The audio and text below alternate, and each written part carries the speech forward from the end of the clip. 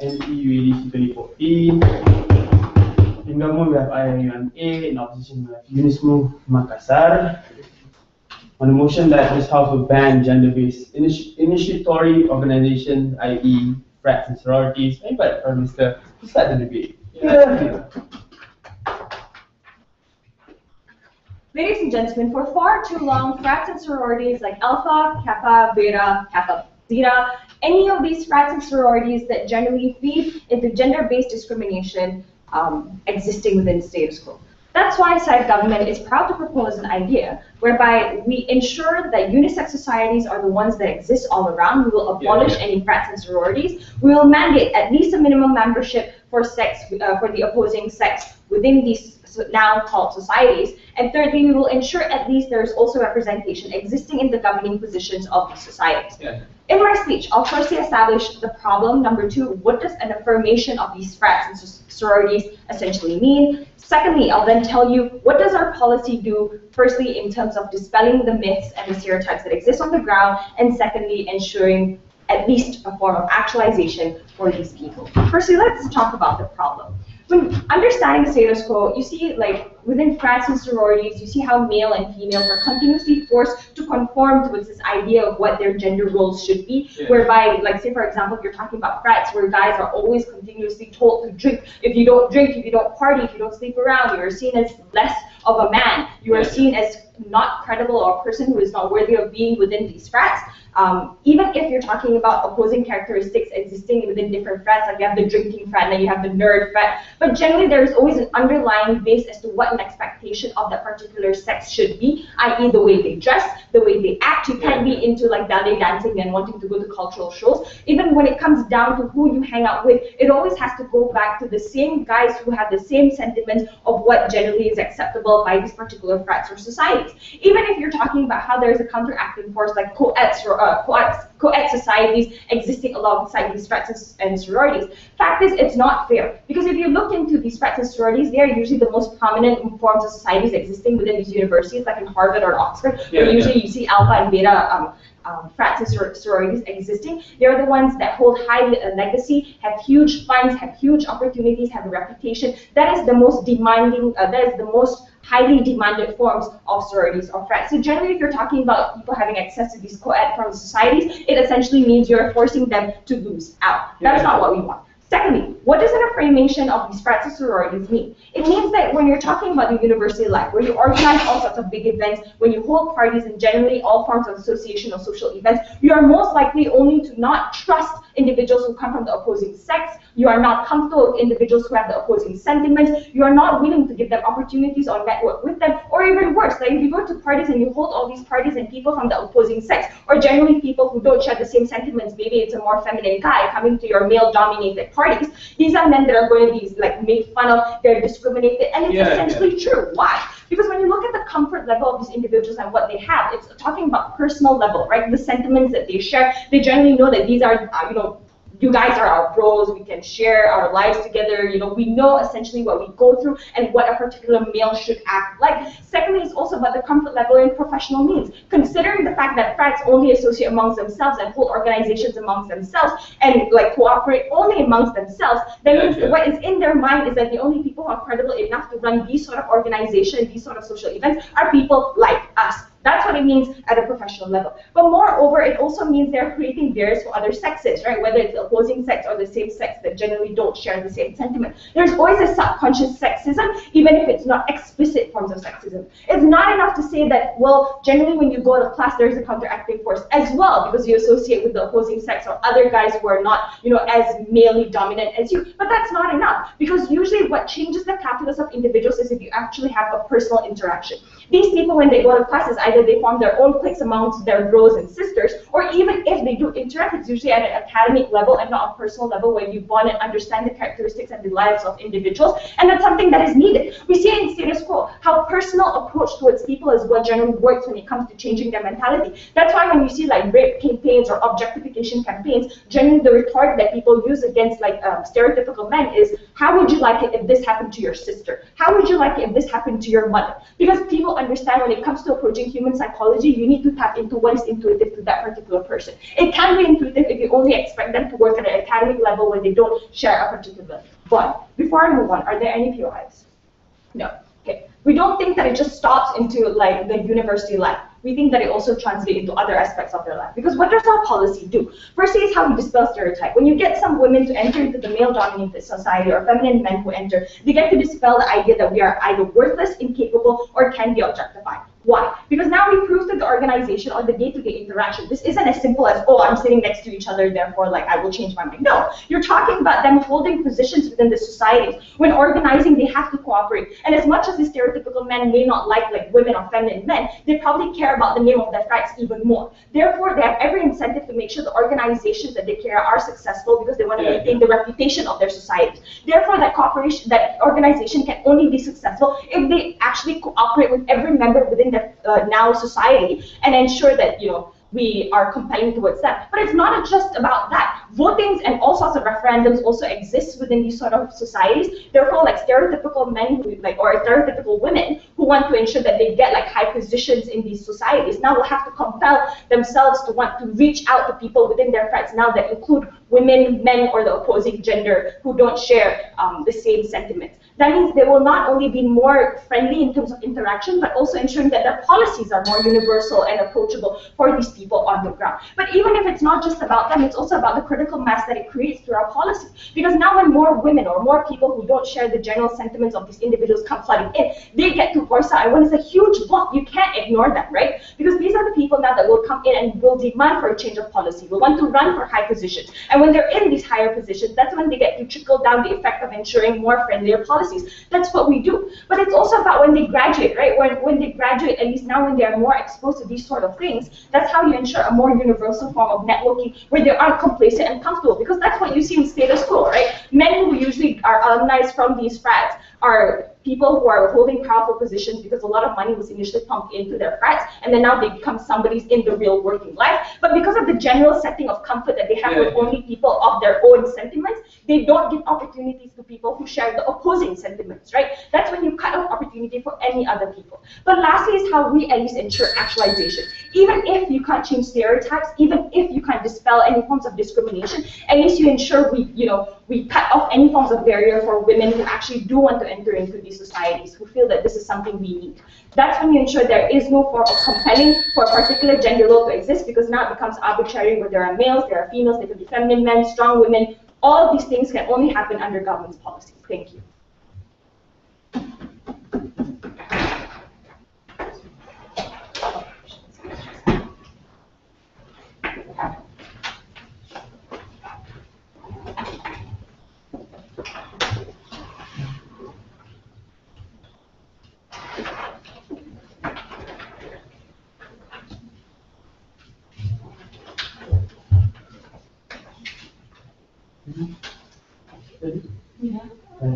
Thank you, Prime Minister. I invite the opposition leader to start his speech. Here.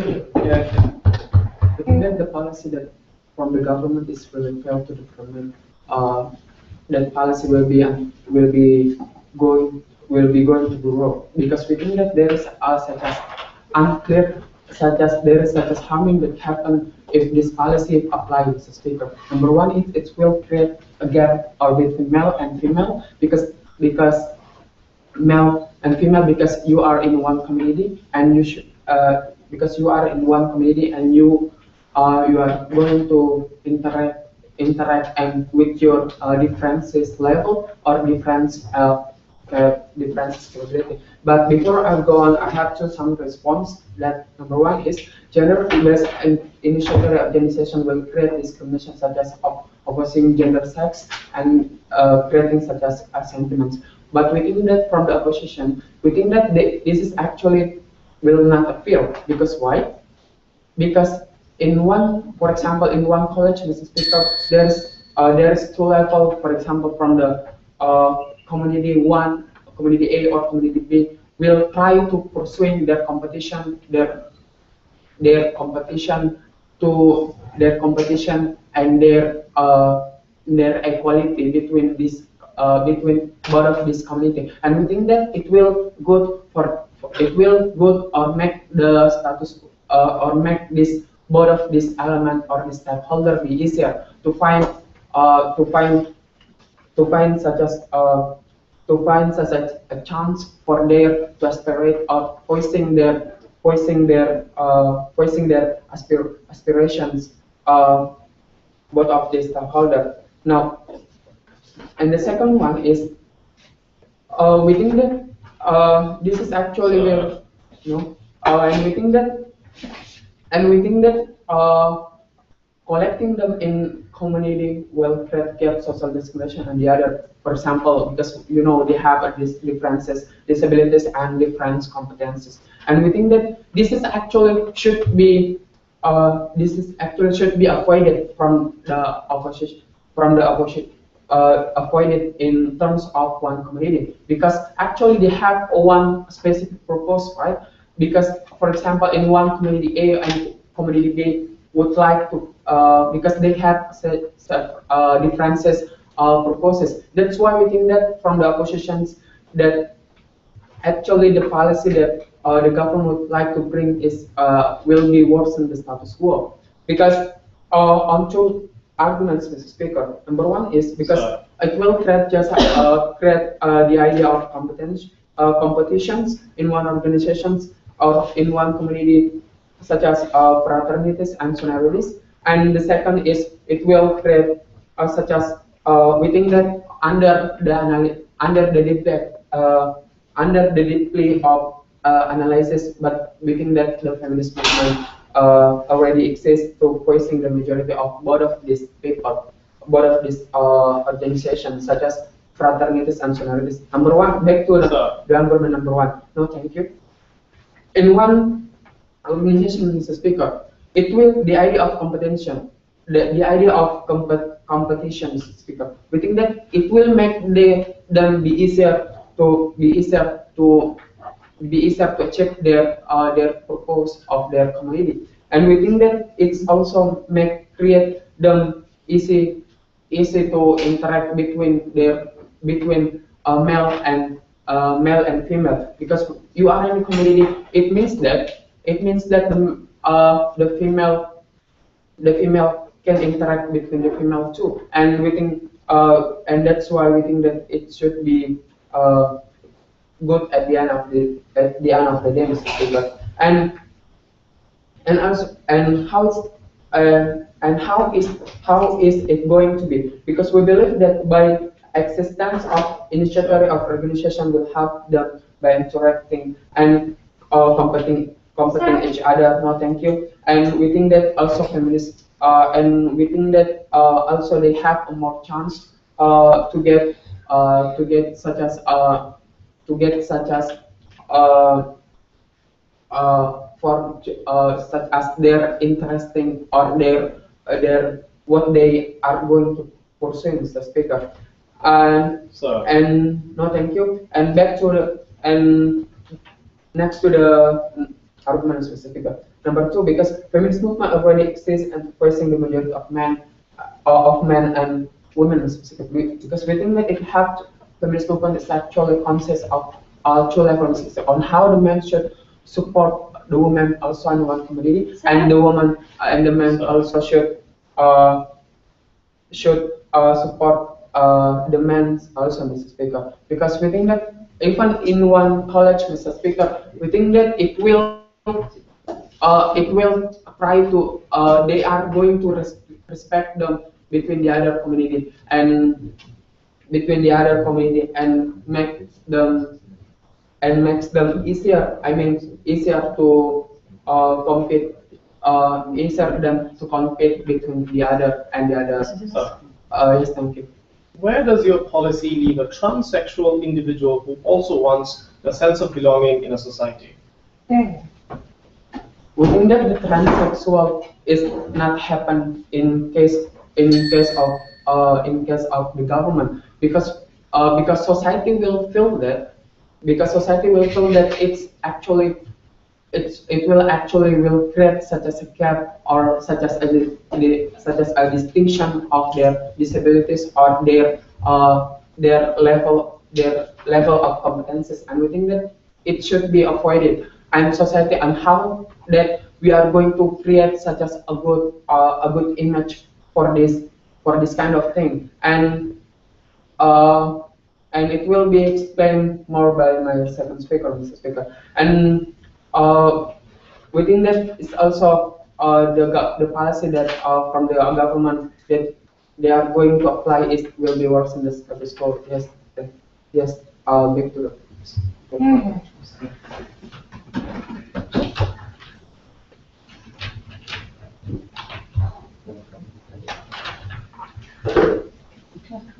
Thank you, Leader of Opposition. To continue the government's stance, I invite the Deputy Prime Minister here.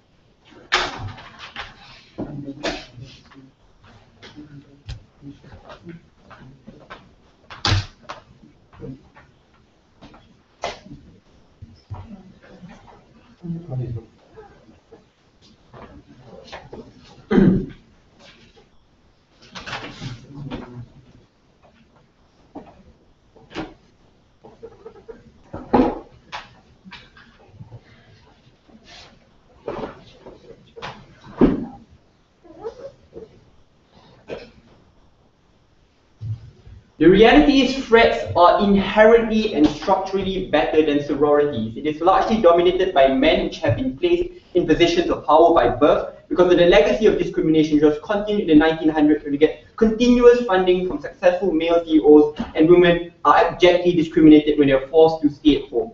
So it is untrue that the perception is, guys, it is fair. It's still a school for men, it is a school for women, and therefore that separation is legitimate. But that separation means that you perpetuate a power structure which will continuously be perpetuated by men, and women are left to suffer. But that's not the only injustice in which it proliferates. At the same time, if you are transsexual, you will no longer be accepted in a male chauvinistic threat. A threat which says that you must drink a lot. A threat should only accept people who associate themselves to its highly male characteristics and do not accept people who follow women characteristics. I mean, these individuals will be left out. That means a person, a male who stuck within a female body will not be accepted within a sorority because she'll be forced to wear nice skimpy outfits. She must be sexy in order to appeal towards that particular female threat. That separation necessarily discriminates people on all levels. I'm going to answer 4 questions. Rebuttals and arguments will be integrated. Number 1, which policy stops gender roles? Secondly, is the comfort factor which opposition would like to bring up a legitimate reason for us to dissociate male and female? Thirdly, which policy creates fair competition? And finally, my argumentation on how the policy will create subconscious sexualized narrative within threats and why that's pernicious. Firstly, on gender roles. This side said, oh no guys, like male and female will still be able to respect differences, and we need to respect differences. Unfortunately, the existence of threats and sororities do not respect differences. If you look at the Kappa school, in order for you to join the Kappa school, you will need to have dominant male narratives. You need to drink a lot. You must be able to sleep with a lot of people. At times, even during the investigation process, when you want to enter, they'll ask, are you a virgin? How many people have you slept with? How much drink can you take in? All these kinds of things means that that's the introductory lesson which you need to enter. If you do not follow that process, you will not be selected, you will be kicked out and humiliated, ladies and gentlemen. Or that example of the Foxtrot School, which is located within the Howard William Smith School of Thought, which I went last year. In that particular female school, if you do not wear a skirt, if you're not sexy, you don't wear lipstick, all those kinds of characteristics, if you do not affiliate yourself to, you will not be able to join. We think that's inherently discriminatory. You are not respecting differences. What harms will this translate to? 2 things. Number 1, this means their world is not inclusive and does not respect diversity. That means you discriminate people who are transgender, individuals who do not fall within one specific category, or individuals who are confused. I don't know whether I'm a man or a woman. Unfortunately, I'm not biologically I'm a man. Those kind of things mean that those individuals will be discriminated, or you'll also discriminate effeminate men who do not affiliate themselves towards that characteristic. We think that's discrimination.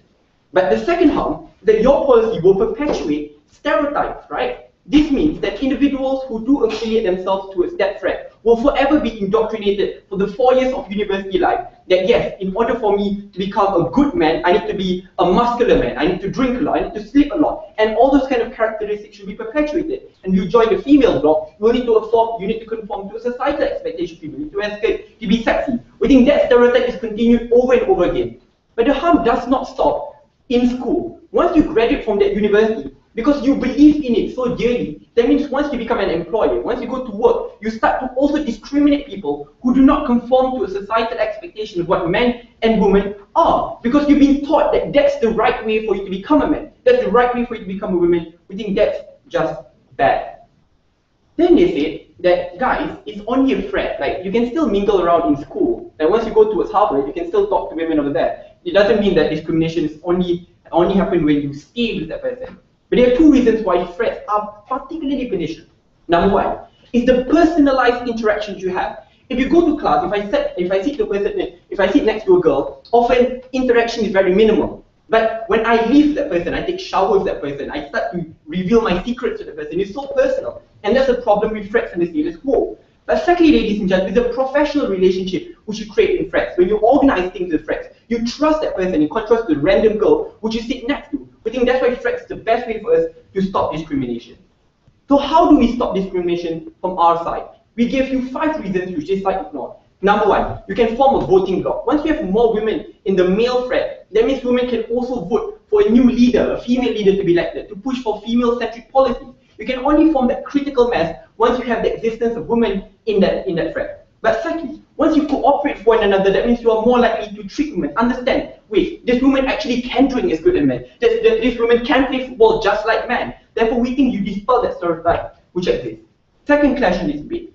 They said, guys, we need to respect the comfort level. Like, at times, the female wants to stay with a female. You shouldn't force that female to stay with men. A couple of responses. Number one, we can still provide that. Because a flat is often a big house, right? You can still have one specific level of that house secluded for women. But at the end of the day, the interaction, the organization skills, all those kinds of things will still happen. But secondly, even if that one level is not secluded for women, you can still have specific female rooms. That means you sleep in one room. However, once you exit the room, you eat with men, and all those kinds of things necessary.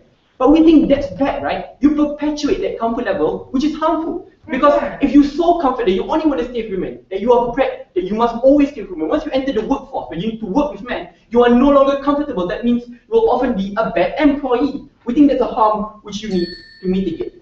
The third thing is about fair competition. They said the separation of men and women are necessary because it's fair. It's unfair to ask men to compete with women. Now, one that's sexist, right? We do think that women are capable to compete with men. But in your policy, you make it worse. If I'm a man and I love dancing, if I join that male thread, I will not be respected. They won't even fund me for dancing. They'll only fund football players, rugby players. We think your policy destroys any existence of competition. Finally, subconscious sexual narrative. Unfortunately, if you are to go to a thread, you'll realize they are more likely to make sexist remarks like, oh, you shouldn't be a pussy, or you shouldn't act like a girl, which implicitly says that women are incapable and inferior to men. Why does this happen? Number one, because of the self-contained sexist echo chamber which threats create. You are more likely to do that, right? So like i.e., you're more likely to say that, hey, that woman is weak if there are no women in this room. But if there are women in this room, I will most likely not say that women are weak because that woman will lash out against me. They'll be pissed off if I say that. But if there are 10 men around me, I'm more likely to say that. Even if I don't mean it, even if it is a joke, but that joke pervades on a daily basis, and then becomes a subconscious reality, you internalize it and you lash it out subconsciously.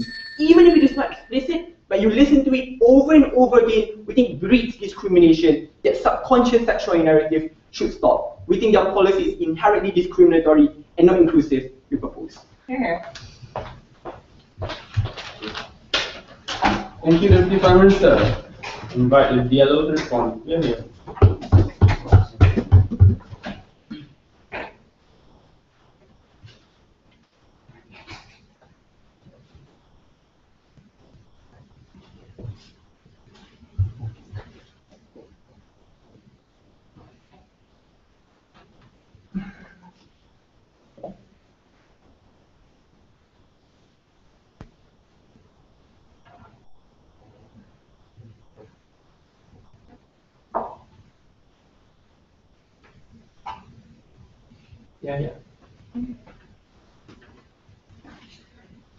Madam Mr. Speaker, even if female and male are different, whether they are physically or psychologically, Madam Mr. Speaker, we think that by applying this kind of policy will worsen the status quo. Even if we know the status quo is problematic, but by banning ban gender-based initiatory organization is not good or make a worse than the status quo. Here's my rebuttals. First rebuttals toward the government. First, they think that's because in such a discrimination of gender will exist. We think also the possibility of discrimination still exists, even if the status quo, this kind of policy will apply later on, Mr. Speaker. We think that discrimination still exists, if you apply this policy or not, because we think that the woman or the female are totally different. They have to respect each other. What is actually discrimination? We think that's because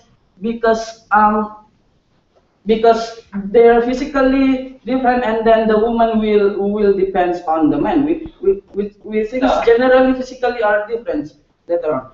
Okay, the second rebuttal, the things that's because they tell us about comfortability toward these people. We think that there are some social individual comfortability will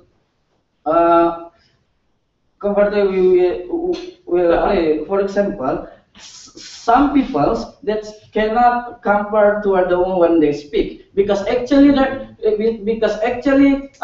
those, for example, male sometimes cannot share toward the female, because they think that's they feel comfort, because not all things that can be shared toward gender, for example, female to the woman. Before I go, a PI.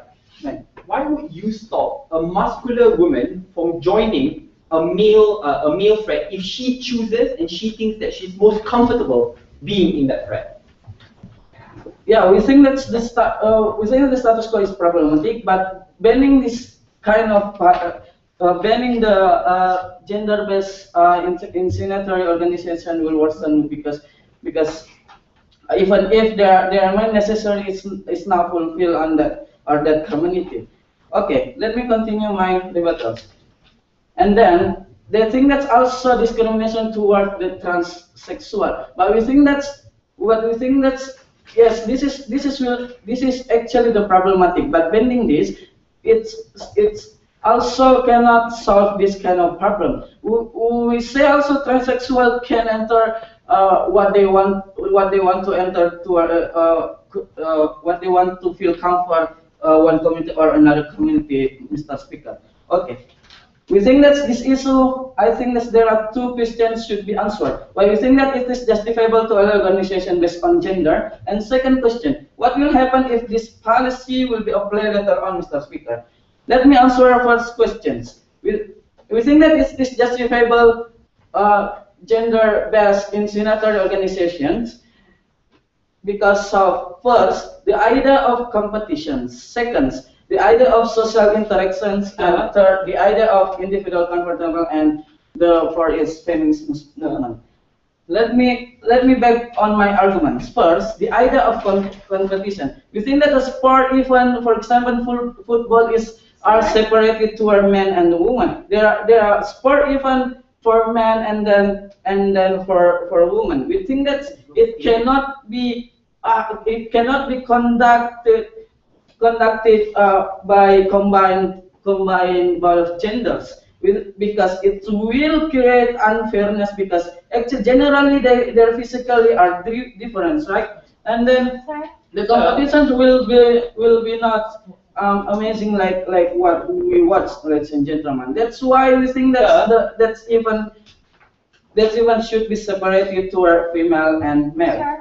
And then second idea, well, we think that it is justifiable to allow organizations based on gender, inseminatory organizations, because it's the idea of social interactions. We see also some female they cannot share to a woman some things that couldn't be shared toward the female itself, Mr. Speaker, because they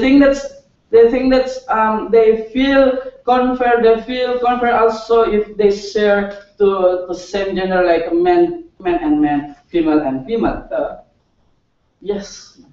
Sports is a competition. How is staying in the same house as a guy unfair for women? What competition do men and women go through in the same house? Yes, let me tell you my arguments. We see that, and then continue my argument. The third argument, the idea of individual comfortability, because we see that some people can struggle if they compete their gender. For example, let me tell you, there are some countries that hold single-sex schools. You think that single-sex school, there are benefits of that because single-sex school will more focus and then more productive to create good people, Mr. Speaker. That comfortability should be applied in this case. And then it's about feminist movement. What is the goal of the feminist movement? Feminist movement means that they can still stand without men. You will break if you play this kind of policy, because we think that the feminist movement still exists. They think that they can struggle, they can stand without men, and then give the female act like a male, Mr. Speaker. Because this also works if this kind of policy will implemented later on. And then let me answer second question. What will happen actually if this kind of policy will be implemented later on? First, women will depend on men. Why I say so? Because we think that women will, because we think that the men generally physically they are different, psychologically also. And the second, the competition toward men, if you combine competition both of gender of female or male, they're unfair because generally they are different, and then it creates discrimination also. Thank you. Very much. Sorry.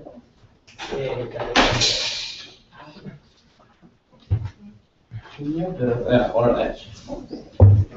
I'll pass it to them.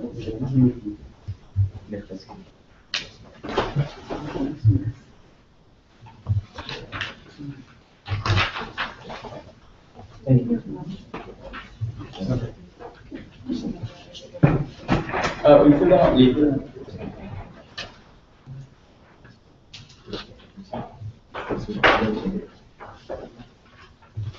I thank the Deputy Leader of Opposition. Now we move towards the final substantive speaker from government with here. This debate is not about desegregation of sports, neither is it about the desegregation of single-sex schools, right? Yeah, this debate is about society where individuals have to work on a professional level and keep that, right? So we think many of their arguments about comfort factor are extremely exaggerated. Couple of things. First, who fights for rights of women best, both internally within universities, but also on a broader frame of society, which only proposition brought to you? Second, ladies and gentlemen, what policy is more discriminatory on a more comparative level? First, let's talk about fighting for rights. The only thing they said was women are unlikely to be able to get into powerful positions within unisex societies. First, and that's me completing the argument for that. First, we tell you that it is offensive to suggest that women are not capable of being able to survive within unisex organizations and are not capable of providing there, right? We think that's the kind of stereotype that we want to fight by forming unisex organizations in the first place. But second, even if there is systemic discrimination going on in unisex organizations, in our policy we are already mandated that representative bodies of student councils must represent both kinds of sexes. We think Mayor already told you from the very beginning, which will make sure that women are within powerful positions within these societies, right? But secondly, even if under their model, sororities, and by the way, just saying the feminist movement exists doesn't mean automatically you give them more rights, right? They exist under both models. How do you fight? That's the bigger question. Under yours, even if sororities try to fight for feminist movements, they don't necessarily have the capacity to do so, because fraternities always, for historical reasons, get more funding. because they are more well known, because historically they existed from before sororities existed. Because all of the powerful positions in society, unfortunately, are held by men who belong to these fraternities before and who continue to fund these fraternities more by donating to these societies. We think that necessarily means you are disadvantaged within that circumstance. That means on a comparative you will lose. This is why we feel that when you are unisex, your ability to fight is much better, because the point at which you are unisex and both males and females stand up for rights, ladies and gentlemen, even if it's like less than sororities do, first, we have more capability to push for those rights that we seek. But second, ladies and gentlemen, given that both men and women now fight for those rights, means we have more credibility to fight, ladies and gentlemen. It's not just a bunch of women saying we deserve more, but it's a bunch of rational, both men and women saying that we deserve a more equal society. We think furthermore, ladies and gentlemen, what we must understand is that unfortunately, again, right, men control powerful positions within society, and therefore you must dispel stereotypes about women that a lot of these men may have. How do you best do that? By segregation, ladies and gentlemen, where these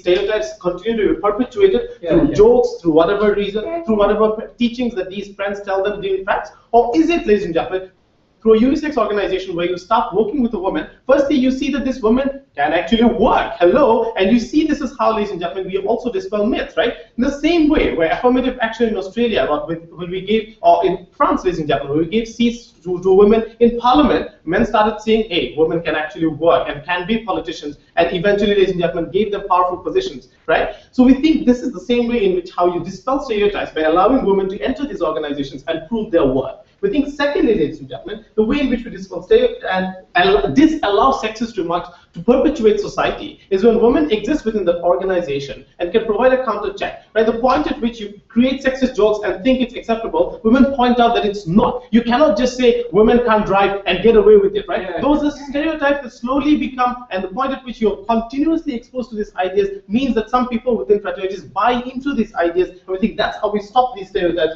from being perpetuated within the society. But we also told you, ladies and gentlemen, that the point at which these fraternities exist, right, means you become comfortable working with only men. You become comfortable working with only women. Unfortunately, in society, again, right, powerful positions, employers mostly, CEOs of organizations are men. So these people end up choosing who to employ, who to give promotions to. Even if they're not explicitly sexist, the fact that they have worked with only men their entire lives in their universities, etc., means they're more likely to give the position to a man as opposed to a woman because they have historically worked with only men. How do you change that comfort factor that these people are being brought up with? We do that, ladies and gentlemen, when they have organizations, when they have events, etc., and they have to work with other women within those committees, right? That means they start getting exposed to these ideas. We think that's how that's how, ladies and gentlemen, not only do we fight for rights within universities, but also in the long term and also outside universities. Once you want to get jobs, once you get promotions, climb up the social ladder, we think that's how we solve all those 5 forms of inequality. And that's how we fight better for those particular rights. Second, on a comparative, which side is more discriminatory? They said that we are discriminatory because we take away comfort factors from males or females who are not necessarily able to communicate with some people. Number one, that's not necessarily true that we do not completely accommodate to these individuals, right? Just, if you are a conservative female, it's not like we are going to say, take off your hijab, right? You are allowed to have your own rooms, whatever. Just that on a professional working environment, you should be allowed to do so. You should be exposed to males, etc.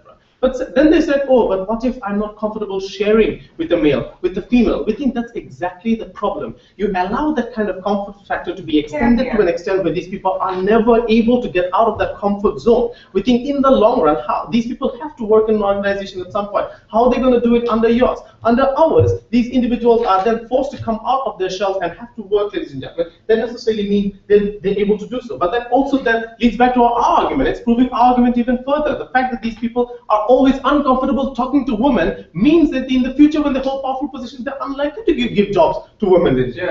But second, and but even if we take away, even if we concede, which is no, right, that some conflict factor is taken away from some women or some men, we think on a comparative, it's still much better. Why? Because think about, at least we try to accommodate to these people. At least we give membership to these people.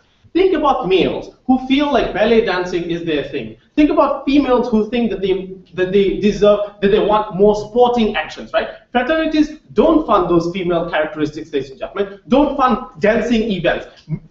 Sororities often don't have similar levels of funding to sports as fraternities do. This means that individuals who do not fit into the stereotypes of either male or female necessarily get disenfranchised. They are pressured to act a certain way. You like ballet dancing, you can't be in a frat, because a frat means you must be manly, you must fit into those stereotypes of a man. We think that means you necessarily discriminate against those individuals. But even worse, transgender individuals cannot belong to any society whatsoever. They cannot go through any sense of belonging within universities, and you necessarily completely don't even give them any form of membership. We think that is abhorrent. We think that is unacceptable. For all those reasons, we propose. Yeah.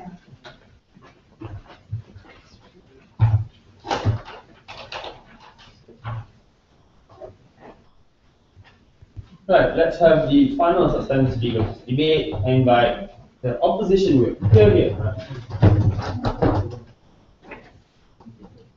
Yeah.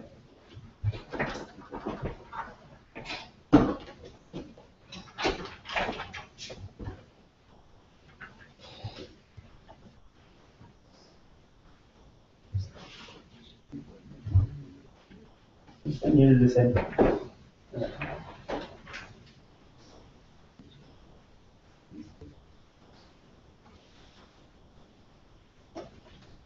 We believe the idea of organization itself, all of the members can cooperate each other, ladies and gentlemen. So before we go, I would like to give some rebuttal from the government base, ladies and gentlemen. First, when the opening government base come up, they try to explain more and more, but we still confused, ladies and gentlemen. Why? Because they try to explain transgender itself, but we believe that this talking about gender based, ladies and gentlemen. We still confuse what is actually the definition of a gender based itself, ladies and gentlemen. Well, we think that they try to pursue transgender.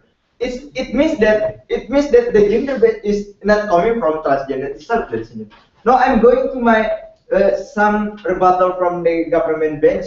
First rebuttal, the idea of organization itself. Second rebuttal, the idea of a single school itself. And ladies and gentlemen, so goes to my first rebuttal. Talking about the organization, what I say in the first place, I talk to you. All of the members can cooperate each other. Well, we think that if we compare between men and women, of course we believe that one of them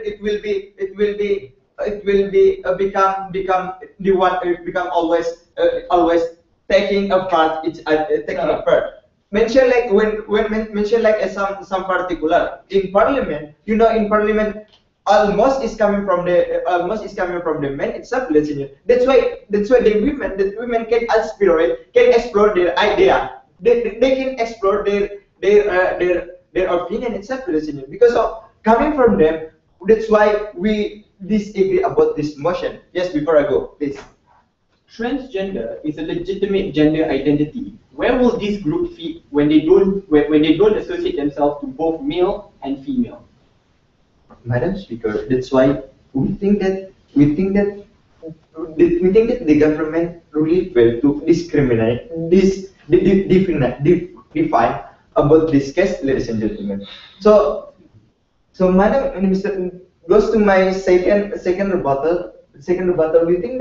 We think that why single school is more enhanced rather than mix or combine between men and women itself, ladies and gentlemen. Because we believe that the idea to make each other become comfortable, the idea to make each other to can share each other, it's taking them. They can explore it. They can explore their idea. They can say, oh, my problem is about that. While we think that the women, the men and women, they are afraid that men can see their problem itself. Yes. How will the materialization of these female ideas happen under your policy when funding only exists in this high reputable France? Yeah. Okay. Let's answer my argument itself. Listen, and then goes to my argument itself. what we have to pursue to you, it's about, first, it's about they only create the gap, second, only create the competition itself, and third, the criminalization itself, and five, per individual comfortable and social interaction. So why we think that it's only create gap, because we believe in the first place that the men or women cannot, we believe they some organization they cannot mention, they cannot say or explore the idea. Well, we think that men and women itself. And then, Madam and Mr. Speaker, why we say only create gap? Because of men have some problem, and men have some role, and women also have some role. Well, we think that they try to pursue that what is, and then the second, what is the competition itself. So we believe the competition itself, some competition to enhance their competitions. So all the member can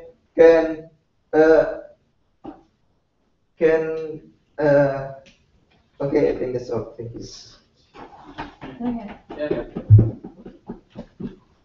Thank you, Opposition Whip. Now we come to replies. I invite the Opposition reply to go first. Clearly. Okay.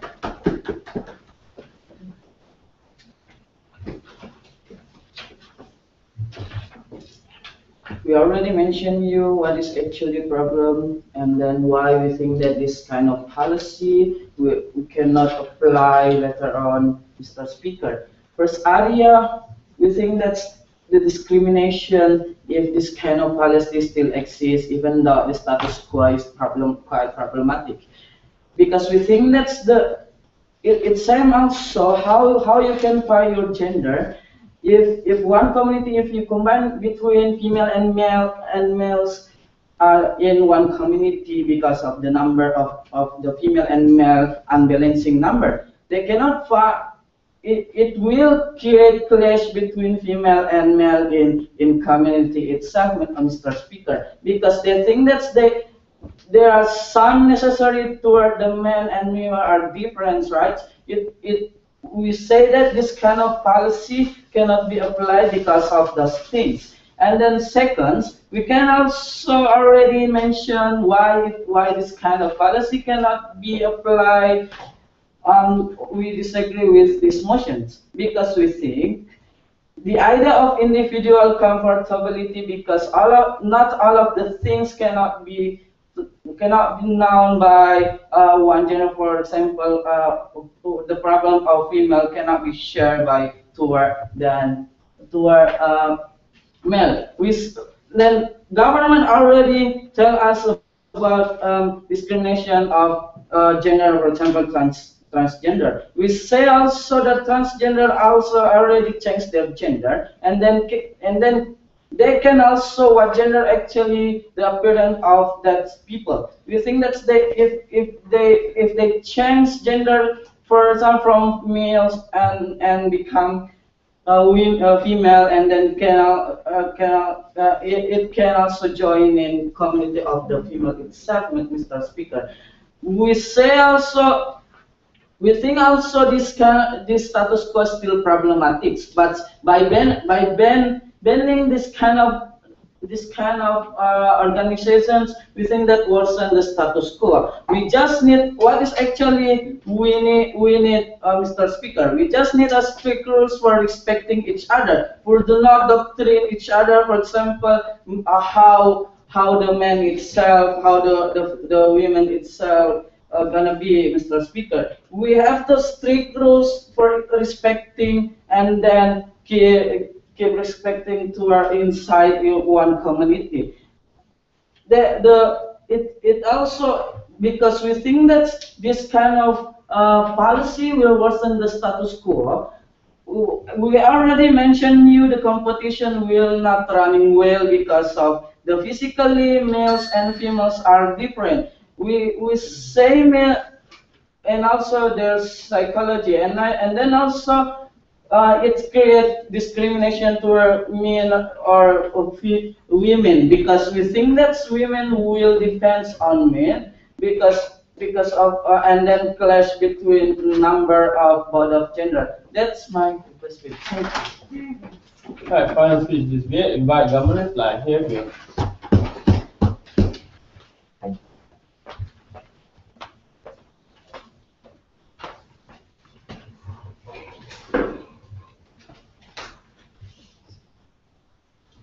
If women can successfully outcompete men in classrooms, even in social settings when it comes to drinking games, I'm pretty sure I lose with substantial portion of women out there.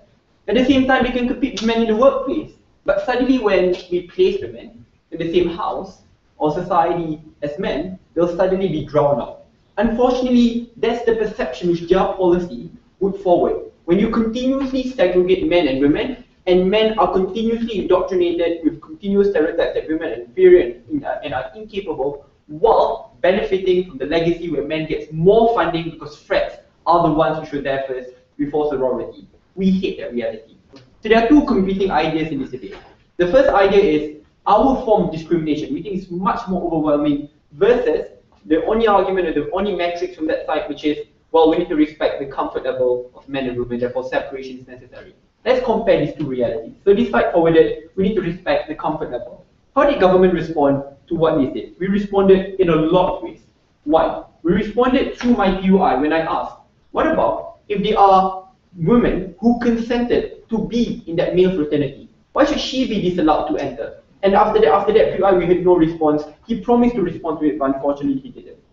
But if it is true that there are women who are uncomfortable, who do not want to enter that frat, we think that is indicative of a larger problem. Because if that lady cannot stay with a guy in that house, even though we separate the rooms, even though we separate the floors, how do you expect that lady to go on a day-to-day interaction at a workplace, on a more professional level? How do you expect that lady to succeed in that world when she can't even talk to men? We had no response from that side of the house. But if you really want to talk about competition, this is the misnomer from that side. The debate is about comparing frats and sororities. The debate is not about like playing football or playing sports. It's clearly different. Obviously, segregation there can happen. We think in this regard, segregation is a bad thing because there is no form of integration. But you need to compare that harm, even if it's true that comfort can, you take away comfort, that's the only harm which they table here. Compare it to what we told you. Number one, it enforces gender stereotypes, where if you are an effeminate man, you are not muscular, you will be discriminated. If you can't drink, you do not sit around, you will be discriminated. And that form of discrimination is so pertinent. That discrimination is also carried out in the workplace once you graduate from that university, right? If you are unwilling to talk to women as an employer, you are more likely to discriminate against women. My 2 minutes analysis to how this will buttress subconscious discrimination when men in a male-dominant fraternity say that women are weak, that you shouldn't be a pussy, indicating that women are weak in reality.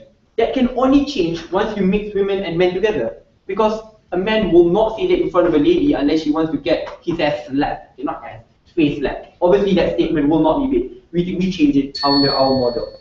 But there are a lot of discriminations which we created.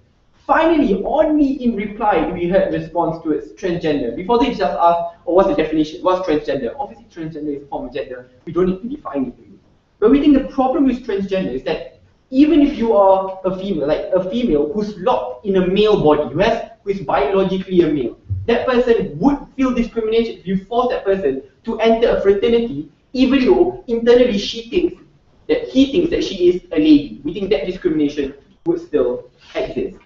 The biggest assertion and the only response on that side, but guys, your policy won't change anything. Discrimination will still be there, because the perception is women must still depend on men, women can't climb up the ladder. We give you a lot of reasons why we at least attempt to change that. Number one, once you have more women entering, you can form a critical mass. Each lady can vote for policies in that team. Once men cooperate with women on a professional basis, that's when they see, women are indeed professional and we can work with them. But once you share intimate ideas, personal things with women, because once you stay in the same house, you go to work together, you go to class together, you join the same society together, you live in that freaking house together, you are more likely to trust a lady, the secrets which you have. If you trust your intimate secrets, I dare say that you trust that lady on a professional basis. We're very happy to propose. Thank you guys for the debate. You guys may cross the floor, shake hands, and wait outside for the